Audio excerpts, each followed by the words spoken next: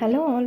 బెండకాయ అనగానే ఎప్పుడు ఒకేలాగా అబ్బా బెండకాయ ఫ్రై అని అనిపించేలా కాకుండా ఈసారి గుత్తి బెండకాయ ఇలా ట్రై చేయండి, అందరూ సర్ప్రైజ్ అయిపోతారు. ముందు మిక్సీ జార్లో ఒక 3 టేబుల్ స్పూన్స్ వేయించిన పల్లీలండి, అలాగే ఒక 2 టేబుల్ స్పూన్ శనగపప్పు, ఒక 1/2 టేబుల్ స్పూన్ ఉప్పు, 1/2 టేబుల్ స్పూన్ కారం, అలాగే పసుపు కొంచెం, 1 టేబుల్ స్పూన్ గరం మసాలా.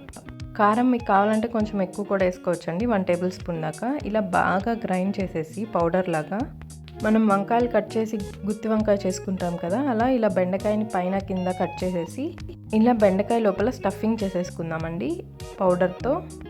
బెండకాయ మనం చిన్న చిన్న ముక్కలుగా కట్ చేయట్లేదు కాబట్టి మనకు ఆ బంధన కూడా రాదండి. చాలామంది పిల్లలు ఇది గమ్మీగా ఉందని బెండకాయ తినరు, బట్ ఇలా చేస్తే మాత్రం మనకు ఆ బంధన అనేది అస్సలు ఉండదు.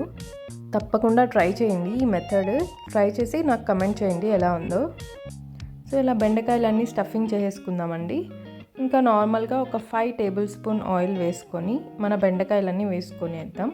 మీకు కావాలంటే ఒక 1 టేబుల్ స్పూన్ జీలకర్ర కూడా వేసుకోవచ్చు. ఇలా మన బెండకాయలన్నీ బాగా వేసేసుకోవాలండి.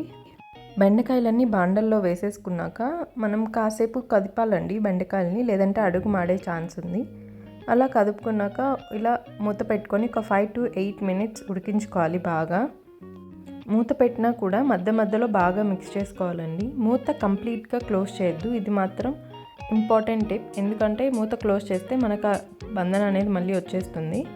ఒక 8 minutes అలా మూత పెట్టి ఉడికించుకున్నాక మూత తీసేసి ఒక 2 minutes మనం గెంటి పెట్టకుండా బాగా మిక్స్ చేసుకోవాలండి. ఈ లాస్ట్ 2 minutes ఎందుకంటే మనకు బాగా క్రిస్పీ అవుతాయి. ఈ 8 minutesలో మనకు బాగా ఉడికిపోయాయి, లాస్ట్ 2 minutesలో బాగా క్రిస్పీ అయిపోతాయి అన్నమాట. సో మన భిండి ఫ్రై రెడీ.